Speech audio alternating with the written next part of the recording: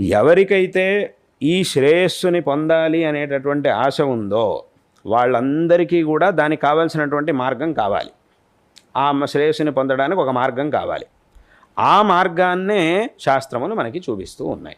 కాబట్టి మనం శాస్త్రముల్ని ఒప్పుకున్నా ఒప్పుకోకపోయినా శాస్త్రములు చూపించినటువంటి మార్గం యొక్క ఆవశ్యకత మనకుండనే ఉంది అని అయింది.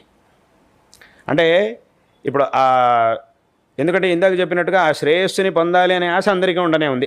దాన్ని మాత్రం అందరూ ఒప్పుకోవాల్సిందే. వాడు ఆస్తికుడైనా నాస్తికుడైనా అందరికీ ఈ కోరిక ఉండనే ఉంది. ఎవరు కూడా నాకు సుఖం అక్కర్లేదు, దుఃఖం కావాలి అని ఎవరు అనరు. తప్పకుండా అందరూ నాకు సుఖమే కావాలి అని అంటారు. కాబట్టి ఈ ఆశ ఉన్నటువంటి ప్రతి మనిషికి వాళ్ళు శాస్త్రాలను ఒప్పుకున్నా ఒప్పుకోకపోయినా శాస్త్రములు చెప్పినటువంటి మార్గం యొక్క అవసరం వాళ్ళకు ఉండనే ఉంది. ఆ ఫలాన్ని కనుక వాళ్ళు పొందాలి అని అంటే శాస్త్రములు చెప్పినటువంటి మార్గంలో వెళ్ళాల్సిందే.